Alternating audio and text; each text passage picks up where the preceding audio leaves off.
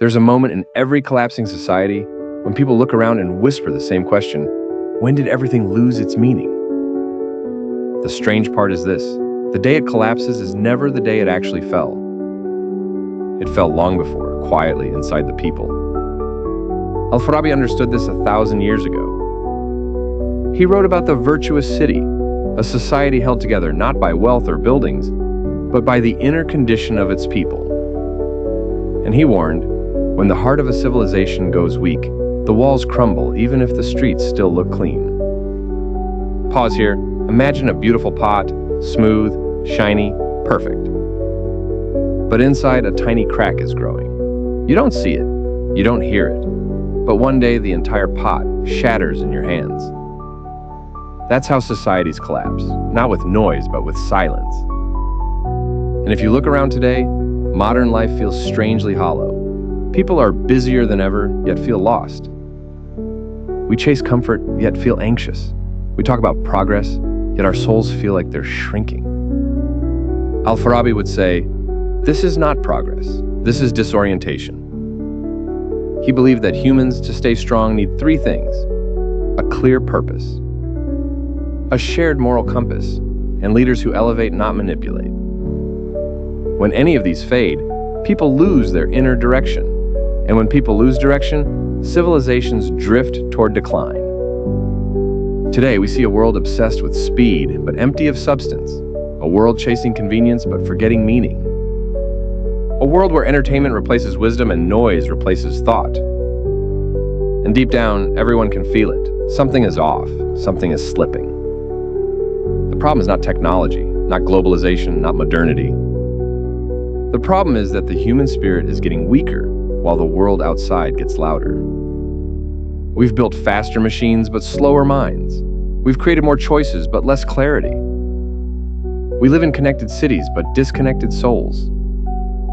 And Al-Farabi would look at us today and say, when people forget what they are for, they become tools for someone else's agenda. Because meaning is not a luxury, it's a backbone. Lose it, and the whole body of society starts to shake. So the real question is not, why are people stressed? Why are societies unstable? Why does everything feel fragile? The real question, the one Al-Farabi quietly posed, is this: what happens when a civilization becomes materially rich, but spiritually directionless? The next part will unfold what Al-Farabi believed happens next. It's not pretty, but it's necessary to understand. Al-Farabi believed every civilization goes through a predictable cycle, the same way a tree does. It sprouts, it grows strong, it bears fruit, then, slowly, it forgets how to feed its own roots. And that forgetting becomes the beginning of collapse. He wrote that when people lose the inner map that guides their choices, society enters what he called the state of misdirected souls. Not evil, just directionless. And directionless people are easy to sway. Pause. Think of a flock of birds. When the leader knows the sky, the flock moves in harmony. But when the leader is confused, the flock scatters, crashes into storms, or follows the wrong wind. The birds flap harder, but go nowhere. Modern societies flap harder, but direction, almost none.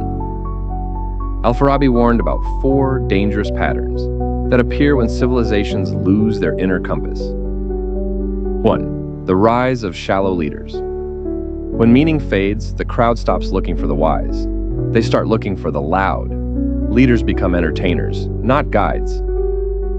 Al-Farabi said a leader's first duty is to elevate the people, not flatter them. But today, many leaders chase approval like a currency. They avoid hard truths. They sell comfort instead of clarity. They choose popularity over principle. And a society led by such people drifts like a ship with no anchor. 2. The death of shared values. In a healthy civilization, people disagree, but still share a moral foundation, a baseline. But when society loses meaning, even that baseline fades. Everyone starts building their own version of truth. Private rules, private morals, private realities. Al-Farabi warned that when truth becomes whatever I feel, society stops functioning like a community. and starts behaving like a market of impulses. Not everything can be personalized. A civilization needs a spine. When the spine softens, everything bends. 3. The worship of comfort. Comfort feels nice, but Al-Farabi said comfort, if left unexamined, becomes a slow poison. When comfort becomes the highest goal, two things happen. People get fragile. People get self-centered. Comfort without responsibility creates a generation that avoids hardship and then wonders why they feel so weak. Worse, an overly comfortable society stops producing excellence. It becomes a museum of past achievements, living on the glory of ancestors while complaining about the struggles of today. If your grandparents endured war and hunger, but you panic when Wi-Fi slows, you're living in the late stage of a cycle. 4. Noise replaces wisdom. Al-Farabi believed the mind needs silence the way lungs need air. Without silence, you cannot think. Without thinking, you cannot choose.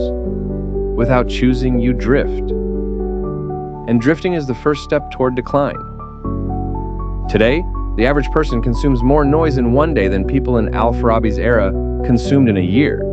Every second is filled. Every quiet moment is killed. Every discomfort is distracted away. But the soul wasn't built for constant stimulation. It was built for reflection, for stillness, for truth. A society without reflection becomes a society without direction. And a society without direction slides into chaos. Not suddenly, but gradually, quietly, the way sand slips through fingers. Al-Farabi's insight is brutally simple. When people cannot govern themselves internally, they must be governed externally, usually by forces they don't see. This is how civilizations weaken long before any war, crisis, or catastrophe hits them. The danger is not outside, it's inside. And you see it all around today. People who feel empty, though their houses are full. People who feel lost, though their maps are digital. People who feel tired, though life is more comfortable than ever. Al-Farabi would warn us, when a civilization forgets what it stands for, it begins to fall, while telling itself it is rising. So we face a quiet, uncomfortable question. If the modern world is so advanced, why are the people in it spiritually starving? The next part will search for the answer, and whether collapse can be reversed. Al-Farabi believed civilizations don't collapse because of enemies. They collapse because of emptiness. Not the emptiness outside them, the emptiness inside the people. But here's the part most modern thinkers forget. Al-Farabi never wrote his warnings to make people afraid. He wrote them to remind us that renewal is possible. If a collapse begins inside, so does the recovery. And the recovery always starts with a return to meaning.